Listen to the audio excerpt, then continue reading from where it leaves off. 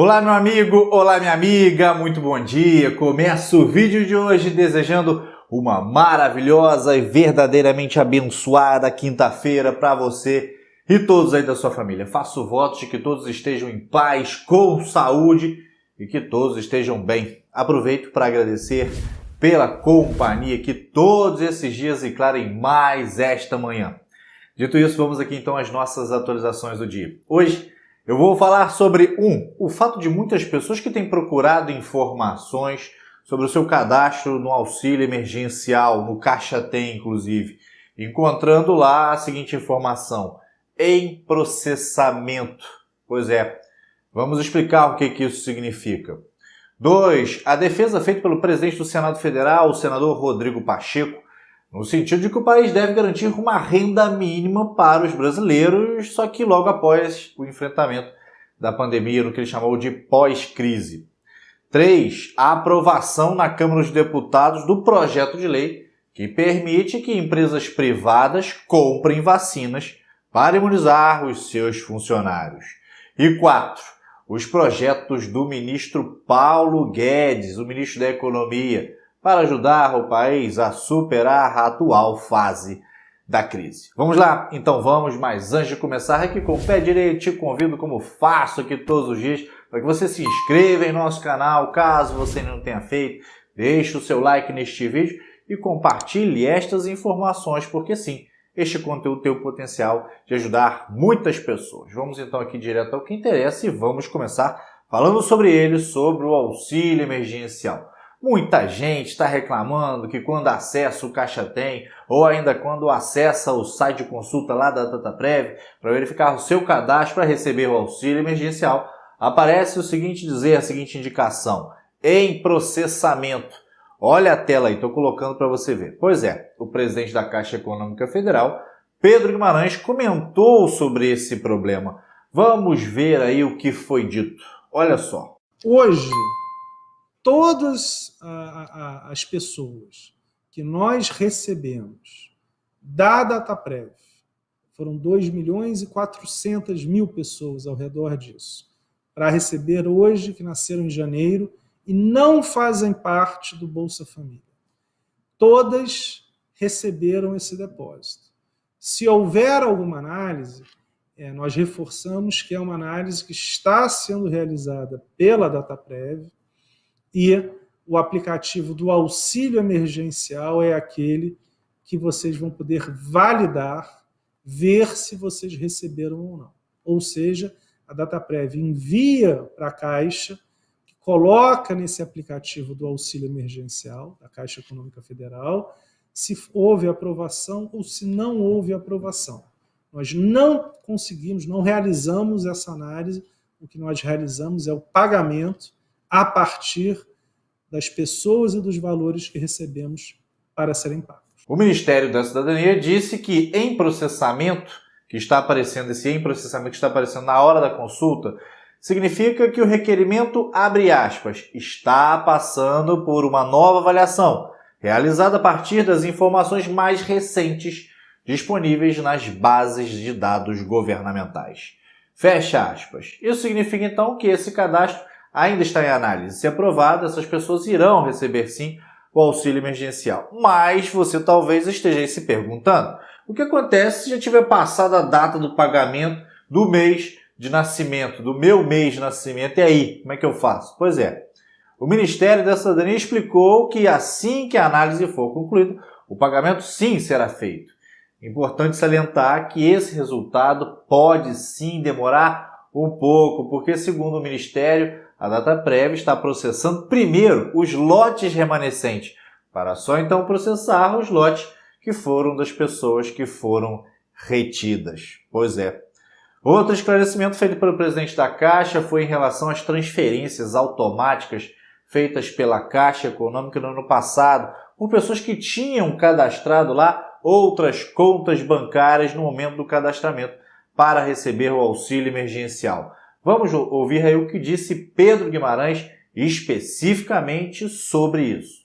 Olha só. O que a gente tem hoje é exatamente o Caixa Tem, a sua conta digital, estará lá o depósito, de novo, no primeiro dia, como hoje, dia 6 de abril, e daqui a 28 dias, no dia 4 de maio, por exemplo, você já pode receber, sacar ou realizar uma TED de graça. Então, desta vez, os recursos estarão e se manterão nas contas digitais sociais, mas qualquer transferência será de graça. Então, não há nenhum custo em relação a qualquer transferência que seja feita daqui a um mês. Bem, continuando aqui, o presidente do Senado Federal, o senador Rodrigo Pacheco, ao participar do seminário Lei de Segurança Nacional e sua aplicação após a Constituição de 1988, falou sobre a necessidade do país enfrentar o problema da miséria. Olha aí o que ele disse. Não há dúvida que o momento que o Brasil vive, com uma pandemia que nos assola, com o número de mortos que chegou ontem por dia, 4.195 vidas que se perderam no Brasil. Esse é o foco absoluto da nossa nação nesse momento. Eu tenho recomendado e pregado muito a união. Nós temos dois caminhos, ou da união e da estabilização institucional e da sociedade nesse enfrentamento à pandemia, ou o caos, que significará um agravamento ainda maior desse momento que nós estamos vivendo. Mas outros temas são igualmente importantes e, em algum momento, eles precisarão ser discutidos e resolvidos no país. Um deles é o problema da miséria, ou seja, além da pandemia e da crise de saúde que nós temos, hoje nós temos uma crise grave econômica que tem feito com que se aumente muito a miséria no Brasil. A fome bate a porta dos brasileiros. E é um tema que nós, presidente Arthur Lira, precisaremos tratar muito rapidamente para se garantir uma renda mínima cidadã às pessoas logo no pós-crise do coronavírus. Como ele disse, você viu esse projeto de renda mínima para a população brasileira mais vulnerável passa a ser uma das prioridades do Congresso Nacional. Será? Então devemos ter novidade nesse sentido vindas aí da Câmara dos Deputados, do Senado Federal nos próximos meses. Vamos aguardar. E falando em Congresso, ontem a Câmara dos Deputados aprovou o projeto de lei que permite que empresas privadas comprem vacinas para imunizar os seus funcionários. Os empresários que optarem por fazer a compra direta deverão doar ao SUS a mesma quantidade de vacinas usadas nos seus funcionários. Vamos ouvir aí a fala da deputada Celina Leão, a relatora desse projeto de lei. Olha só. O projeto que foi aprovado por essa casa só falava que essas vacinas só poderiam ser adquiridas depois dos grupos prioritários serem imunizados. Ora, essa casa, na semana passada, aumentou o número de grupos aí prioritários. Então, se isso realmente na prática fosse para acontecer, a gente não teria nunca o privado podendo ajudar aí na vacinação. O interesse é que, primeiro, do setor privado, é que a economia do Brasil não pare. E eles sabem que é mais barato pagar essa conta do que ficar sem o trabalhador funcionando. Agora o projeto segue para aprovação do Senado Federal. E para fechar aqui, agora vamos ouvir o ministro Paulo Guedes, pois ele participou de uma live promovida pela XP Investimentos e pela Infomoney. No evento, o ministro falou sobre o posicionamento do governo em lidar com a crise, especialmente tendo em conta o agravamento da pandemia que nós estamos atravessando.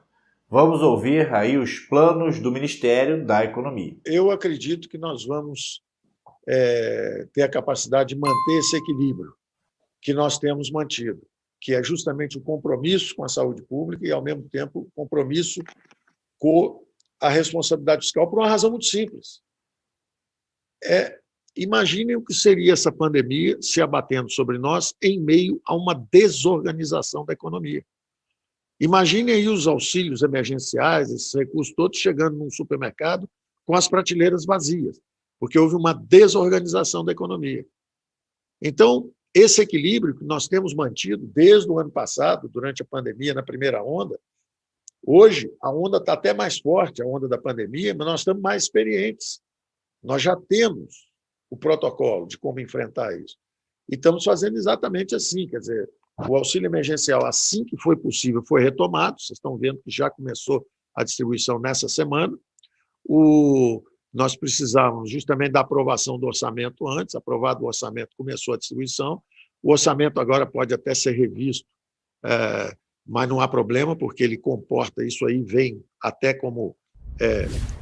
ele vem ainda naquele vácuo que nós falamos. Ele nem precisava da aprovação do orçamento, não.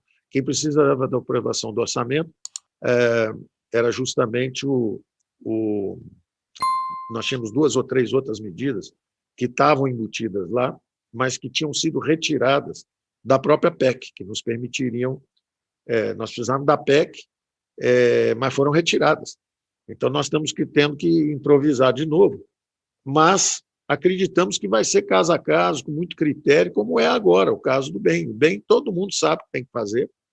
Já está, nós temos 2 vias possíveis, uma via com projeto de lei, a outra via é simplesmente por medida provisória, tem um pedido de crédito extraordinário, e, de novo, você pode perfeitamente fazer isso. Os números são muito... Como eu disse, o bem antes tinha impacto fiscal 0 na nossa formulação. A formulação que nós fizemos, ele tinha impacto fiscal 0, que era só pegar o fluxo do FAT e transformar num alimentador do bem. Era até perfeitamente factível. Poupamos 11 milhões de empregos, gastando 0 do ponto de vista de impacto fiscal. Aí a política bloqueou esse caminho. Quando ela bloqueia esse caminho, aí nós somos remetidos a buscar uma outra rota. E aí demora mais um pouco, é sacrifício para todo mundo, mas vai ser resolvido também relativamente rápido e sempre mantendo esse equilíbrio, caso a caso, número definido direitinho. Não interessa o cheque em branco. O cheque em branco não interessa agora. Porque o problema crítico hoje é a vacina. É a vacina que é o problema crítico hoje. Não adianta nada, se você der um cheque em branco, vacinar, a economia pode se desorganizar até antes da vacina chegar ou do próprio auxílio emergencial. O auxílio emergencial são 44 bilhões, já começa agora, nessa semana. 44 bilhões entrando na corrente de consumo aí. Então, os invisíveis já estão protegidos de novo. Já estão protegidos de novo, os recursos começam a chegar. E, curiosamente, janeiro e fevereiro, sem o auxílio, a economia estava voltando com força. Então, ela deu sinais de que estava voltando e os invisíveis já estavam retornando ao trabalho. Estava todo mundo de novo, vendendo na rua, vendendo na praia, etc. Daí até um pouco desse recrudescimento. Mas vocês veem que os invisíveis, com a economia voltando, os invisíveis voltam também, para a atividade informal. Aliás, eu queria só mencionar 2 coisas interessantes também, diferentes das recessões passadas. Primeiro é que nas recessões passadas, o impacto era sobre o mercado formal. Eu diria até que era proporcional, era todo mundo, pegava todo mundo, porque o mercado formal perdeu 1.500.000 empregos, na recessão de 2015, por exemplo, e aí a informalidade também sofreu um impacto, tinha menos dinheiro girando, muita gente sendo demitida, também todo aquele impacto era sentido pelos informais, mas todo mundo trabalhando. É como se fosse assim, caía 20%, 30% a renda de todo mundo, junto. Dessa vez, não. Os informais foram preservados ao longo do ano, criamos até 140 mil empregos, já os formais, já os informais ficaram totalmente desprotegidos. Do dia para a noite acabou, virou 0 a renda deles. Então, foi muito assimétrico o impacto. Daí nós formulamos rapidamente o auxílio emergencial e o foco era justamente para proteger os invisíveis. A segunda assimetria foi também no crédito. Nas recessões passadas, as pequenas e médias empresas sofreram a maior parte do impacto do credit crunch. Quando tinha uma trava no crédito, os pequenos e médios sofriam impacto. Dessa vez, 48% da expansão de crédito foi para pequenas e médias. Então, nós democratizamos o acesso ao crédito em meio à pandemia. Isso foi um resultado também expressivo. Então, para este vídeo era isso. Essas eram as informações que eu tinha para compartilhar por aqui com você nesta manhã. No mais, deixe o seu like, se inscreva aqui no nosso canal, caso você não tenha feito isso. Compartilhe essas informações, porque sim, como eu disse lá no começo, tem muita gente que sim pode ter aí as suas dúvidas sanadas com o conteúdo que passamos por aqui. Volto a reforçar, Votos de um lindo e verdadeiramente abençoado dia. Cuide-se e cuide dos seus. E lembre-se, tudo vai ficar bem. Sabe por quê? Porque Deus está no comando sempre. Valeu, forte abraço, tenha um excelente dia.